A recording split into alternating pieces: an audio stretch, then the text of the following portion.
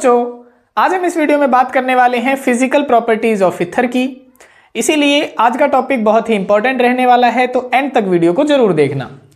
तो देखो, आज हम डिस्कस करेंगे फिजिकल प्रॉपर्टीज ऑफ ईथर, यानी ईथर किस टाइप की प्रॉपर्टीज वो शो करता है, क्या वो पानी के अंदर सॉल्युबल होगा या नहीं होगा, वो किस तरीके की स्टेट शो करता है, क्या वो लिक्विड स्टेट में होगा, वो गैसियस स्टेट में होगा या फिर वो सॉलिड स्टेट में होगा, उसकी विस्कोसिटी कैसी होगी। तो इन्हीं सब प्रॉपर्टीज जो हम नेक्ड आई से देख सकते हैं, उन्हीं सब प्रॉपर्टीज को कहा जाता है फिजिकल प्रॉपर्टीज। तो ईथर की फिजिकल प्रॉपर्टी समझने के लिए हमें सबसे पहले ईथर के अंदर बॉन्डिंग को समझना पड़ेगा कि ईथर के अंदर नेचर ऑफ बॉन्डिंग क्या है, किस तरीके की बॉन्डिंग प्रेजेंट होती है ईथर मॉलिक्यूल के अंदर। तो सबसे पहले हम यहाँ पे ईथर मॉलिक्यूल बना लेते हैं। देखो, ईथर का जो हमारा फॉर्मूला होता है वो होता है ROR, और R कोई भी अल्काइल ग्रुप हो सकता है जिसके स्थान पे हम CH3, C2H5, C3H7 इनका हम इस्तेमाल कर सकते हैं। और इन दोनों में से अल्काइल ग्रुप और ऑक्सीजन में से ज्यादा इलेक्ट्रोनेगेटिव ऑक्सीजन होता है, जिसके कारण इस पे होता है पार्शियल नेगेटिव चार्ज और इसके ऊपर होता है पार्शियल पॉजिटिव चार्ज।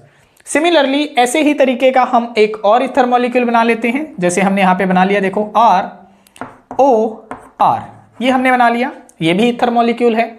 इसके ऊपर पार्शियल पॉजिटिव चार्ज है और इसके ऊपर पार्शियल नेगेटिव चार्ज है। तो यहाँ पे अल्काइल ग्रुप होने की वजह से और यहाँ पे ऑक्सीजन ग्रुप होने की वजह से इन दोनों के बीच में जो फोर्स ऑफ इंटरेक्शन पाया जाता है, देखो इनके बीच में जो ये फोर्स ऑफ इंटरेक्शन है इसे कहते हैं dipole dipole force of interaction. देखो, डाइपोल का मतलब होता है दो पोल का होना, एक पॉजिटिव पोल का होना, दूसरा नेगेटिव पोल का होना। तो यहाँ पे देखो पॉजिटिव पोल है, यहाँ पे नेगेटिव पोल है, इसीलिए इनके बीच का जो फोर्स ऑफ इंटरेक्शन है वो dipole dipole force of interaction है। और इसी dipole dipole force of interaction को कहा जाता है वीक वैन डर वाल फोर्स ऑफ इंटरेक्शन, या फिर week van der Waals bonding आप इन्हें कह सकते हैं। और week van der Waals bonding, जैसे कि इसके नाम में ही वीक आ रहा है, इसीलिए बहुत ही कमजोर फोर्स ऑफ इंटरेक्शन होता है। ठीक है, तो हम यहाँ पे क्या लिखेंगे, फोर्स ऑफ इंटरेक्शन इनके अंदर कौन सा होगा, फोर्स ऑफ इंटरेक्शन। तो इनके अंदर जो फोर्स ऑफ इंटरेक्शन पाया जाएगा वो पाया जाएगा week van der Waals bonding. यानी कौन सी बॉन्डिंग हो गई इनके अंदर, तो हो गई week van der Waals bonding. यानी हमें नेचर का तो पता चल गया कि ईथर मॉलिक्यूल के अंदर कैसी बॉन्डिंग पाई जाती है, week van der Waals bonding पाई जाती है, और इसके नाम में ही क्लियर है कि ये बहुत ही कमजोर बॉन्डिंग होती है। तो अब इस बॉन्डिंग के हिसाब से हम इसकी सारी फिजिकल प्रॉपर्टी एक्सप्लेन कर सकते हैं। कैसे, जैसे अब देखो, सबसे पहली प्रॉपर्टी हम एक्सप्लेन करेंगे एसोसिएशन प्रॉपर्टी। सबसे पहली जो हमारी प्रॉपर्टी आएगी वो आएगी एसोसिएशन। एसोसिएशन का मतलब होता है एसोसिएट होना। एसोसिएट का मतलब है कि जुड़ना, एक मॉलिक्यूल दूसरे मॉलिक्यूल के साथ में जुड़ जाए, दूसरा तीसरे के साथ में, तीसरा चौथे के साथ में, और साथ में जुड़ते जुड़ते एक बहुत ही बड़ा मॉलिक्यूल बना लें, तो ऐसी प्रॉपर्टी को कहा जाता है एसोसिएशन प्रॉपर्टी। लेकिन अब ये हमारे पास में एक ईथर मॉलिक्यूल है, एक ये ईथर मॉलिक्यूल है, इसी तरीके के बहुत सारे ईथर मॉलिक्यूल होंगे। अब उनके बीच में जो फोर्स ऑफ इंटरेक्शन है वो तो बहुत ही कमजोर है, और कमजोर फोर्स ऑफ इंटरेक्शन होने की वजह से वो आपस में तो जुड़ नहीं सकते, और जुड़ेंगे नहीं तो ये मॉलिक्यूलर एसोसिएशन की प्रॉपर्टी भी शो नहीं करेंगे। तो पहली प्रॉपर्टी हमने एक्सप्लेन कर दी इसकी बॉन्डिंग के हिसाब से, है ना। अब दूसरी प्रॉपर्टी देखो, दूसरी प्रॉपर्टी कैसे एक्सप्लेन करोगे आप। दूसरी है हमारी स्टेट। स्टेट का मतलब है कि जो ईथर मॉलिक्यूल है वो किस स्टेट में एग्जिस्ट करेंगे, क्या वो सॉलिड होंगे, लिक्विड होंगे, या फिर वो गैस होंगे। तो यहां पे देखो, अब बॉन्डिंग कौन सी है, week van der Waals bonding है। हमने आपको एक बात बता रखी है पिछले लेक्चर्स के अंदर भी कि अगर किसी मॉलिक्यूल के अंदर हाइड्रोजन बॉन्डिंग पाई जाती है तो वो लिक्विड स्टेट के अंदर एग्जिस्ट करता है, क्योंकि हाइड्रोजन बॉन्डिंग थोड़ी स्ट्रॉन्ग फोर्स ऑफ इंटरेक्शन होता है। लेकिन वीक वैन डर वाल, जैसे हमने बताया, बहुत ही कमजोर फोर्स ऑफ इंटरेक्शन है। तो इनके जो मॉलिक्यूल्स होते हैं ना, ईथर मॉलिक्यूल्स जो होते हैं, उनके बीच में काफी ज्यादा गैप प्रेजेंट होता है। और गैप कौन से मॉलिक्यूल में प्रेजेंट होता है, तो आपको पता है गैसेस के मॉलिक्यूल्स के अंदर काफी ज्यादा गैप प्रेजेंट होता है। जैसे हम पढ़ते हैं ना कि सॉलिड का स्ट्रक्चर हमारा रिजिड होता है। क्यों रिजिड होता है, क्योंकि उनके मॉलिक्यूल्स के बीच में काफी ज्यादा स्ट्रॉन्ग फोर्स होता है और मॉलिक्यूल भी पास पास होते हैं। लिक्विड के अंदर उनका जो मॉलिक्यूल्स होते हैं, लिक्विड के मॉलिक्यूल्स, उनके बीच में थोड़ा थोड़ा गैप प्रेजेंट होता है।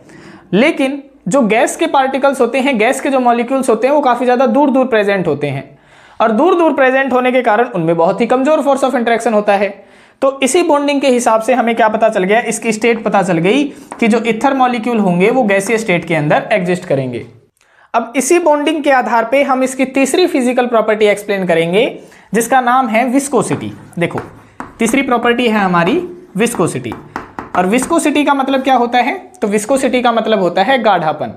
अब गाढ़ापन तो उन मॉलिक्यूल्स के अंदर पाया जाएगा ना जिनके बीच में फोर्स ऑफ अट्रैक्शन स्ट्रांग होगा, लेकिन इसने क्या कह दिया? इसने तो कह दिया कि फोर्स ऑफ अट्रैक्शन क्या है? बहुत ही वीक है, और वीक होने के कारण वो मॉलिक्यूल्स तो गाढ़े हो नहीं पाएंगे, और गाढ़े नहीं होंगे तो विस्कोसिटी हमारी क्या पाई जाएगी? बहुत ही लो पाई जाएगी।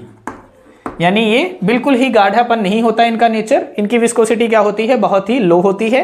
क्यों होती है low? Due to presence of weak van der Waals bonding in between the ether molecules. तो ये हो जाएगी हमारी थर्ड फिजिकल प्रॉपर्टी। इसके बाद में फिर हम चौथी फिजिकल प्रॉपर्टी हमारी एक्सप्लेन करेंगे जिसका नाम होगा सॉल्युबिलिटी। सॉल्युबिलिटी, अब देखो सॉल्युबिलिटी हम किस बात पे एक्सप्लेन करते हैं? तो सॉल्युबिलिटी में हमने ये बता रखा है कि अगर कोई मॉलिक्यूल पानी के साथ में हाइड्रोजन बॉन्डिंग बनाएगा तो वो पानी के अंदर सॉल्युबल होगा, और अगर हाइड्रोजन बॉन्डिंग नहीं बनाएगा तो पानी के अंदर सॉल्युबल नहीं होगा। तो देखो अब होगा क्या? ये हमारा ईथर मॉलिक्यूल है, देखो ये है हमारा ईथर मॉलिक्यूल, इसके ऊपर होता है नेगेटिव चार्ज, इसके ऊपर होता है पॉजिटिव चार्ज। और वाटर मॉलिक्यूल का स्ट्रक्चर क्या होता है? तो वाटर मॉलिक्यूल का स्ट्रक्चर होता है HOH, यानी H2O, इसके ऊपर पॉजिटिव इसके ऊपर नेगेटिव, ये होता है। तो अब हमें कैसे पता चलेगा कि ईथर मॉलिक्यूल पानी के साथ में हाइड्रोजन बॉन्डिंग बनाएगा या नहीं बनाएगा?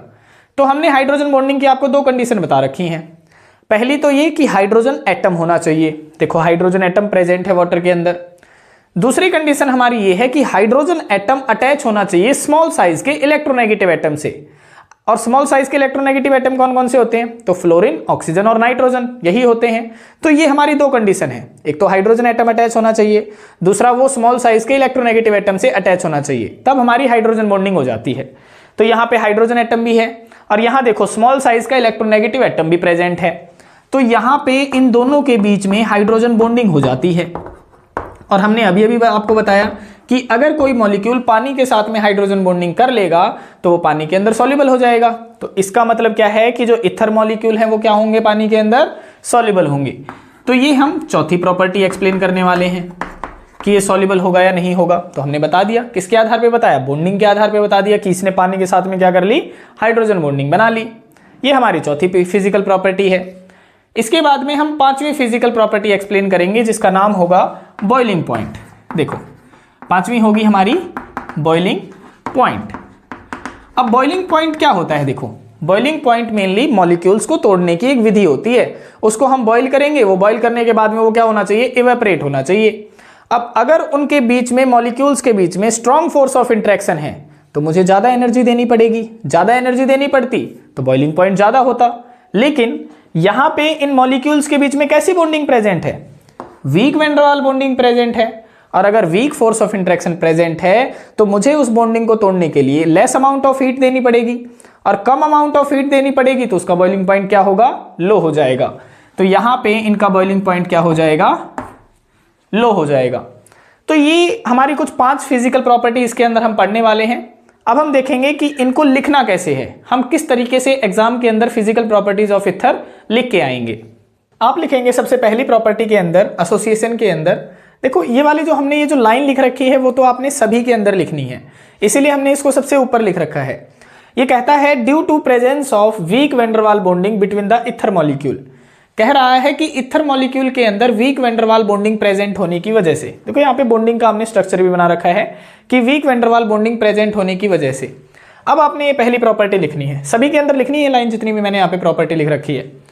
एसोसिएशन में आप लिखेंगे due to presence of weak van der Waals bonding in ether molecule they do not show molecular association. ये मॉलिक्यूलर एसोसिएशन शो नहीं करेंगे, ये आपस में नहीं जुड़ेंगे। क्यों नहीं जुड़ेंगे? क्योंकि इनके अंदर week van der Waals bonding present है। सेकेंड फिजिकल प्रॉपर्टी है हमारी स्टेट। इसके अंदर भी आपने क्या लिखना है? सबसे पहले यही लाइन लिखेंगे आप, due to presence of weak van der Waals bonding between the ether molecule, कि ईथर मॉलिक्यूल के अंदर week van der Waals bonding present होने की वजह से the lower member are gases, कि जो लो मेंबर्स होते हैं ईथर के वो किस स्टेट में एग्जिस्ट करेंगे? गैसीय स्टेट में एग्जिस्ट करेंगे।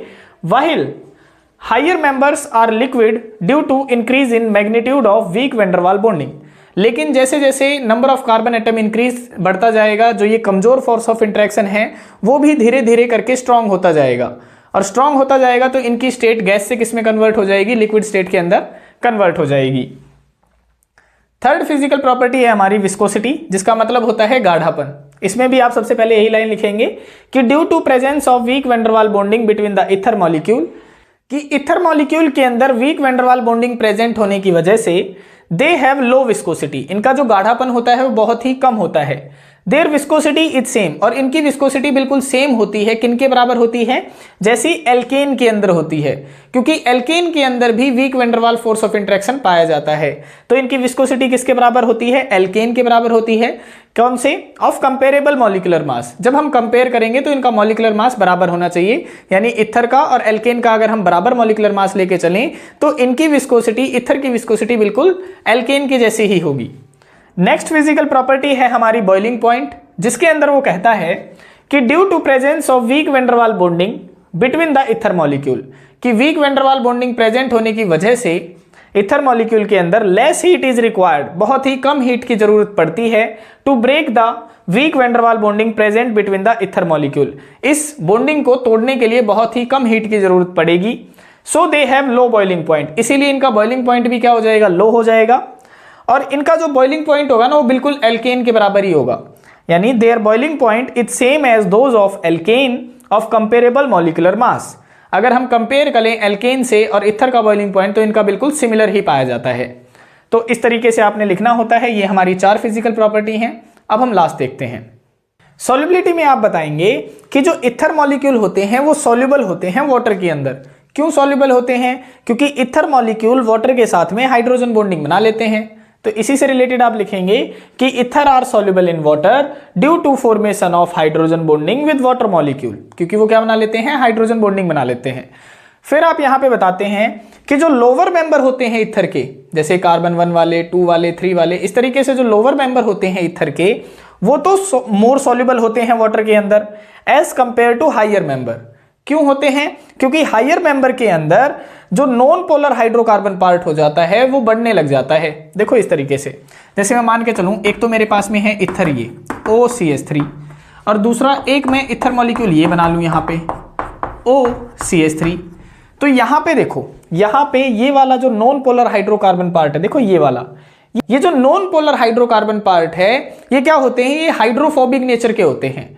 हाइड्रोफोबिक नेचर का मतलब होता है पानी से डरने वाला, और पानी से डरता है तो मतलब क्या होगा, उसके अंदर सॉल्युबल नहीं होगा। तो ये नॉन पोलर हाइड्रोकार्बन पार्ट बनने की वजह से ये क्या होते हैं, हायर मेंबर लेस सॉल्युबल होते हैं पानी के अंदर। लेकिन जो लोअर मेंबर होते हैं इथर के, जैसे देखो 1 कार्बन वाला, 2 कार्बन वाला, 3 कार्बन वाला, ऐसा जो इथर मॉलिक्यूल होता है वो क्या होगा, ज्यादा सॉल्युबल होगा पानी के अंदर। तो यहाँ पे सबसे ज्यादा सॉल्युबिलिटी किसकी हो जाएगी, लोअर मेंबर की ज्यादा सॉल्युबिलिटी हो जाएगी। तो इस तरीके से आपने लिखना होता है। ये थी हमारी फिजिकल प्रॉपर्टीज ऑफ इथर। आशा है आपको समझ में आया होगा। आज के लिए इतना ही, मिलते हैं किसी और वीडियो में किसी और टॉपिक के साथ में। तब तक के लिए बाय बाय, टेक केयर।